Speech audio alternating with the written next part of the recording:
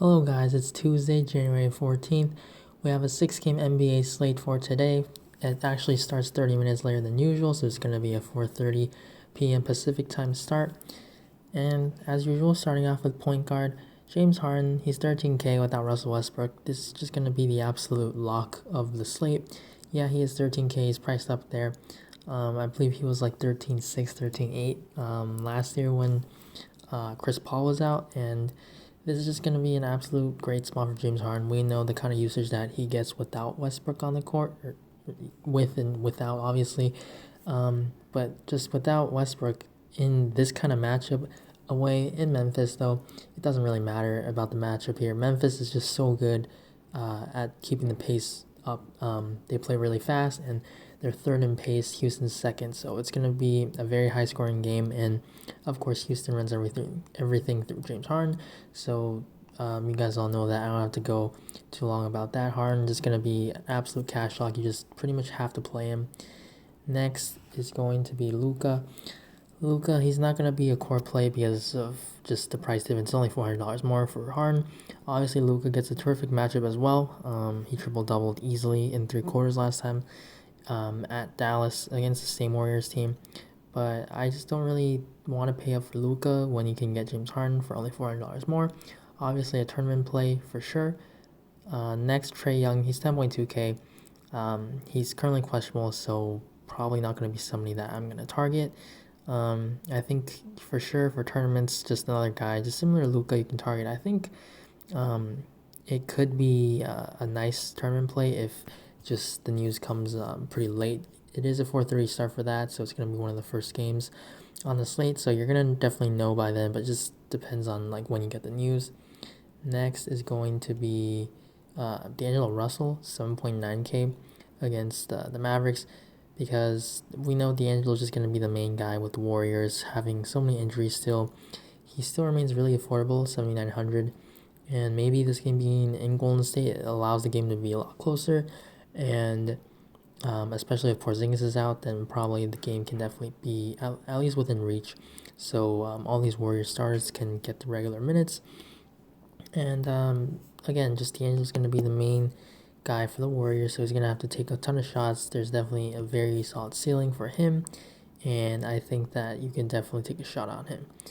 And then next is going to be going down quite a bit here to Patrick Beverley, 5,300 against the Cavs. The Cavs, obviously, we know they're not a good defensive team, especially against guards like Darius Garland, Colin Sexton. They're just offensive players. They are really poor on defensive end, and Patrick Beverley is just that kind of hustle guy that's going to get you rebounds and a lot of steals, especially with how much the Cavs allow their guards to handle the ball. And also without Paul George in this one, it's still going to be more shots to go around. So Patrick Beverley just going to be a guy that should be able to play 30 plus minutes if this game is close. There is some blowout concern because the Cavs are going to be on back-to-back and they're just not a great team. But then again, weirder things have happened, and who knows. So with the elevated usage, Patrick Beverley's not really going to be a guy that takes a lot of shots, but he just contributes in a lot of ways. Next is going to be Brandon Goodwin at 4K. Obviously, if Trae Young is out, if he's in, then you just don't play him. But he's just worth a shot. Might be a popular play actually, depending on if other value opens up. Just because he's going to be a starting point guard and he's only 4K. His minutes are inconsistent. He's not that good of a player, as we know. But point guards, centers, guys that handle the ball, rebound, block shots, just are able to contribute in a lot of ways. Obviously, are going to be very good value if they're cheap and they're starting. The Hawks rotation is kind of messed up just because they play so many guys, and they kind of just give like really few minutes. Like they've played guys for like 2 minutes and sub them out. It's kind of weird. But if he's able to start for Trae Young, sure, definitely a value play you can consider. And then another one's going to be Elliot Kobo, 3.2K if Ricky Rubio is out. He's a guy that's been starting without Rubio in the lineup so far this season over Tyler Johnson. So Okobo is going to be a guy I'm going to have my eye on if he's going to pick up the spot start. And obviously Devin Booker is going to give a huge boost. And the matchup just against the Hawks, they play fast, especially if Trae Young's in. I would think that Okobo should be able to start if Rubio's out. Obviously, it's We're gonna know though before lock, so it's gonna be fine if we pivot. If we need to pivot to like Tyler Johnson, if he starts, or if they don't start, then just start Booker at point guard. On to shooting guard. Other than James Harden, who is gonna be the top player of the slate, Devin Booker 8,200. I think I'm gonna play him regardless if Ricky Rubio's in or not. But if he's out, then obviously Booker's gonna get an even bigger usage rate here, and his price is going down where really it should be like 9K or above. This is a fabulous matchup for him, and he's been playing so well so far, like in the recent weeks. He just deserves to be priced way higher. I think that at 8,200, he's gonna be pretty popular. Along with James Harden, so that's gonna be kind of like a chalky build in my opinion. But how can you just not play this guy? Especially if Rubio is out. Just the other guys that are like expensive, I just rather have Booker, like probably even straight up against like some of the other guys that are closer to like 10K, because we just know how many shots he's gonna take. He definitely can ball handle too. His assists are up and everything. So I really like Devin Booker on this slate. Next, Donovan Mitchell, 7,700. He is probable with an illness. Brooklyn's a pretty fast-paced team. They're getting back Kyrie Irving, and Caris LeVert's getting healthier. So Brooklyn's definitely getting better, and it's gonna be in Brooklyn. So this game should be a close one. They're getting Jazz are getting paced up without Mike Conley. Still Donovan Mitchell. Obviously, he's still gonna be starting at point guard along with Joe Ingles handling as well. But Mitchell's price is pretty nice, 7,700. He hasn't really had like a extreme, like high scoring ceiling game so far with Conley out, but we know Mitchell has that ceiling, and in a fast paced game, this could definitely be something like a Kyrie Irving against Mitchell show or something like that. So I think that he's definitely worth a shot in tournaments. Next is going to be Kevin Huerter if Trae Young is out. This guy's been playing backup point guard with Trae in, so I would expect Huerter to get more minutes as long as this game is close. If Trae is out, he's 6,200, which is so weird to see just because we've never expected her to be this type of player. But if you just take a look at his numbers, he's actually been really solid this season. And like some of these games, even they're with Trae Young and John Collins in, so he's still able to produce really well. He's just a guy that's gonna get a whole lot of minutes as long as he's not in foul trouble. Blowout last game, foul trouble the game before against the Wizards. So Herder definitely can get there, 6,200, especially if Trae Young is out. Next gonna be Alec Burks, 5,300. I think that the Warriors are gonna need multiple guys to contribute here if this game's gonna be close.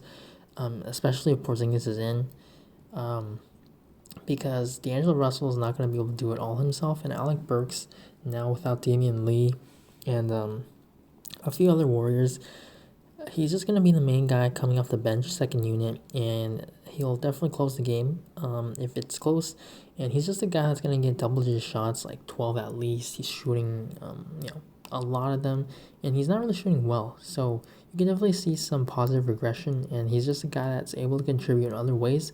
So if he just shoots a little bit better, his price is down now, even with D'Angelo back. I just think that it's a bit too cheap for Burks. Next is going to be Seth Curry, 3,700. There's definitely a narrative here with, obviously, against the Warriors with his brother on the other team, but this is going to be a play that I will have some interest just as a value play. Not going to be a guy I'm going to have a lot of, but if Porzingis is out, there's still going to be a lot of shots to go around. That's going to mean Luka's first option, Tim Hardaway is going to be the second option, and Seth Curry, he's going to be off the bench. He's just a guy that's going to be able to shoot. And we know the kind of ceiling he has if he's shooting well. He's just very scoring dependent though, so you just have to watch out for that. But he is under 4K, and usually that's the range where you can take a shot on guys that are just pure shooters. Next is going to be Landry Shamet, just same thing with Seth Curry. It's not really a play that you're going to want a lot of, but if you really need to go down this cheap 3,300, he's not a guy that's going to play a whole lot of minutes.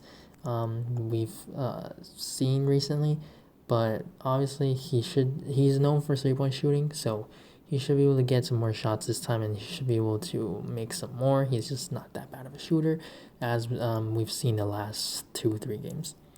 On to small forward, Tim Hardaway Jr. This is kind of a weak position, so it's going to be tough to pay up here. Like, I don't really like all these options, so I might just try to go really cheap and save. Tim Hardaway, 4,900. Same thing with Seth Curry. He's a guy that is like the actual second option here, and he plays usually heavier minutes than Seth, obviously, but you're also paying a little bit more. but he's going to be the starter along with Luka, so we know he's going to get some good looks, and the rebounding numbers have been up, but definitely don't expect that. And assists, he's just not that type of guy, so you're going to need him to get hot, but he does take a good amount of shots, so it is a nice match against the Warriors, and I think that he's a guy that you could consider, just as a tournament shot. He's going to be very low owned, but that's rightfully so. Next, Eric Gordon, similar, just another pure shooter. There's going to be a lot of these, but obviously it's daily fantasy. You just need them to have one hot shooting night, and you can win. Just another scenario where Eric Gordon's going to be the second option for the Rockets here. I would expect him to get 30 plus minutes here in this one, as long as it stays close. He's going to be the second option, and he's very score independent, but we know the kind of upside that Eric Gordon has if he's shooting just even a little bit better. He's getting double-digit shots. He's just shooting really poorly. He's been a 3-point champion, and he's known for his shooting once again. So as the second option, there's going to be minutes where Eric Gordon's going to be the guy on the court without James Harden. So there's definitely a nice ceiling. I'm going to say a 40-point ceiling. We've seen him hit that in previous years when this is the type of situation with only Harden in. So I like Eric Gordon. Not going to be a guy I have a lot of, because I don't think it's going to be a total lock here, because his price is a bit higher now this time around without Harden. Next is going to be Glenn Robinson, the third, at 4,200. His price is going down, and he's still playing some pretty good minutes, and he's just been a guy that's been able to put up some nice points. So I think at 4,200, he's just a guy that can be somewhat safe. Obviously, the Warriors, they're not a great team, but a guy like Glenn Robinson who is able to get a whole lot of minutes, and I would say possibly get some blowout run as well if that's how this game plays out. I would like Glenn Robinson here if there's no other good value. And then with the Rockets, Daniel House and Ben McLemore, I would say that you play only one of them. You do not put them in the same lineup if you need the value. McLemore's going to be starting ahead of House now, and he's going to be the cheaper one. So everyone's going to go McLemore over House. If somehow McLemore, obviously if he gets into foul trouble, gets hurt or something like that, then House is going to be a main beneficiary of that, and he's going to be way lower on than McLemore just because he is cheaper, and also he's going to be the starter. So there's definitely a way that this could happen. McLemore could possibly be the one guarding John Morant, so maybe he gets into foul trouble. You kind of get lucky there, and you're trying to play House if you have the savings, or if you have the money, obviously. But I would prefer just going to Ben McLemore because they're essentially similar players. I'd say that House is the better rebounder, but McLemore, he's just a guy that can definitely get hot from three, and they're gonna need some shooting. They're gonna need other pieces to step up with Westbrook being out. So I think it makes sense to take a shot at McLemore. He's only 3,500. On to power forward John Collins, 8,300. With Trae Young, without, I think I'm going to be interested either way, just because Alex Len is doubtful. Bruno Fernando's out with a personal issue, so it's just going to be him and Damian Jones being the big guys for this Hawks team. I would expect Damian Jones to get the blowout run, but if there's somehow foul trouble or something weird happens, I would say that John Collins is going to be on the court as much as he can handle, really, because if Trae Young is in, then hopefully that takes away the attention from John Collins, because then Collins, Trae, that pick and roll, everything could be working. They're going to be the main guys, obviously, running this offense. If Trae is out, then it's going to be tougher for the Hawks. They're a lot weaker, obviously. You're taking out an all-star caliber player, but John Collins, 8,300, he'll definitely be able to pick up a whole lot more shots without Trae Young. But just the matchup, Phoenix, DeAndre Ayton, Aaron Baines, they're pretty big guys, but defensively they're not total lockdown. And John Collins is just a young athletic guy that can definitely fill it up. And I think with all these injuries, without all the big men, Collins' minutes are going to be a lot safer. Next is going to be Jaren Jackson Jr., 6,800 against Houston. He's a guy that definitely has a 50-point ceiling, and Houston has been pretty weak. Defensively, they play so fast as well. So usually targeting teams against Houston are pretty nice. And this is a matchup where JJJ could definitely take advantage because PJ Tucker is very undersized. Jackson's got 5 inches on him, and his price is really nice, really affordable. I prefer him a lot, over Jonas Valanciunas. And so if I'm taking a Memphis guy, I'm going to take Jackson and possibly some value who I'll get to later. Next, I will talk about, actually, my bad. I actually skipped Julius Randle, 7,500, because of Marcus Morris being out. This is definitely a brutal matchup against Giannis, most likely, in the Bucks. One of the best defensive teams in the NBA, but Randle's going to have a lot higher usage, rather, and if this game somehow stays close, obviously that's going to take a whole lot. It's going to take just like the Bucks not playing well at all and next multiple guys just having great games. But Randall, we know the upside that he has, 7,500, especially without Morris now. He's going to get a whole lot of shots as long as he doesn't get into foul trouble guarding Giannis. Next is going to be Draymond Green, 6K. Actually, he's actually point guard small forward eligible. I forgot about that. So Draymond Green, 6K, his minutes are not consistent. We don't know. Like Steve Kerr said that he's going to be limited at like 27, 28 minutes, but we've seen him since then play like over 30, like heavy 30 minutes as well. So I don't know what to expect. It's going to definitely depend on game flow. I would say that if this game's close, Draymond's definitely going to be on the court playing over 30 minutes. He's a guy that can get you a triple-double, contribute in a lot of ways. Definitely going to be tougher if Porzingis is in, and Draymond Green, I definitely would not play him in cash tournament. It's definitely worth a shot. If you try to play like Luka, you try to fade Harden. Somehow if that works out, and you play like Draymond Green, Alec Burks, or D'Angelo Russell, and try to like stack this game. So definitely like an angle you can take, but very tournament only approach. Back to power forwards. JaMychal Green gonna be a value play. His minutes are not consistent at all. You don't know what you're gonna get out of him because Patrick Patterson started and the Clippers they have a lot of bodies out there, but his price is now down to 3,800, and he's a guy that can have a double double. Like he's had some really solid rebounding games, and his scoring is gonna be very inconsistent, but there's definitely gonna be opportunity out there. Minutes again, we don't really know what's gonna happen. If he's starting, then that's obviously nice, but like it's definitely not a lock that he closes if he's starting, or maybe he closes when he's not starting. It's just kind of random. It depends on how well they play. That's how Doc Rivers does it. If somebody off the bench is playing well, they're gonna be able to close the game if it's close. So JaMychal Green just tournament only, obviously 3,800 though, and just we've seen the upside if you need the value. Next will be Dario Saric, 3,700. It's a great match against the Hawks, and he's been back in the starting lineup. He hasn't been closing games, but I would imagine that if he does have a good start, if he shoots well, he definitely can pick up a few more minutes, maybe close, and get closer to 30 minutes. And he's only 3,700, so if he does play well, definitely you have a really good shot at him getting like 8x or something. Next will be PJ Tucker, 3,700. He left last game. He only played 2 minutes because he was hurt, obviously. And now he's going to be back, so I would expect him to play his usual heavy 30, close to 40 minutes. And in a fast-paced game where they're going to be without Westbrook, there's going to be more rebounding opportunities without Westbrook, obviously. And he's a guy that is going to thrive off of a fast-paced game. He's going to get some open looks from 3 in the corner. So PJ Tucker, a guy that I will have interest in, along with like all the Rockets players, obviously Harden and then Ben McLemore as well. Next I'm going to talk about is the Grizzlies value actually. Currently Jay Crowder is questionable, and also Solomon Hill, so they could potentially be out or be without some of these guys have been playing mostly power forward actually. So if they're both out, Kyle Anderson, he's not like a fabulous player. Obviously, he's not flash or anything, but I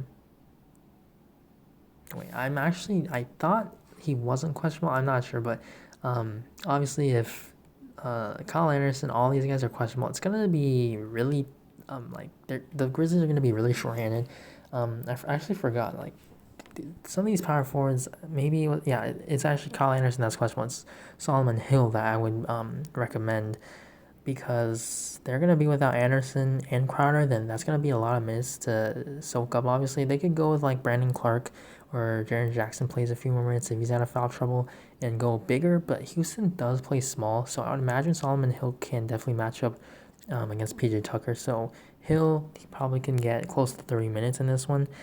Obviously, if Crowder and Anderson are in, then Hill's not going to be a guy I want to play. But yeah, I think if like at least one of these guys are out, then it's gonna be tough. Like if only Crowder misses, then obviously it's gonna be between Hill and Anderson. But they could definitely split, and there's definitely like not. It's not a lock that they take up all 40 minutes. They have Brendan Clark who will play some power forward, and obviously Jaren Jackson. So it's just kind of like a backup thing. Crowder does start at small forward, but he sometimes does pick up those power forward minutes. So it's kind of tough to predict. Obviously, this if there are injuries, then the Grizzlies could just change up their lineup, try to match up or something. Houston does go small, just something that you should just make a mental note of. Now, finally, on to center. Clint Capella is 7,800 against the Grizzlies. The Grizzlies, they have not been that great against centers because just the pace and Valanciunas. He's a big guy, but he's not really that much of a defender. Capella is just a guy that can definitely get you a 20-20. Without Westbrook, there's going to be increased rebounding rates. And 7,800, it feels a little bit too cheap in a fast-paced environment, which if the game stays close, he should be able to play heavy minutes. So I like Clint Capella quite a bit here. But obviously, on today's slate, like Hassan Whiteside, Andre Drummond, these guys that were in such great spots just burned me. So there's never like a lock, but Capella, he does look like he's in a pretty great spot. So I really like him.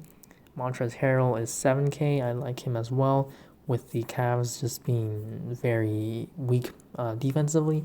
Without Paul George, there's going to be a lot more usage for everyone else. Obviously, Kawhi's going to be the main guy, but he's priced up there, so I'm not going to really be interested in him.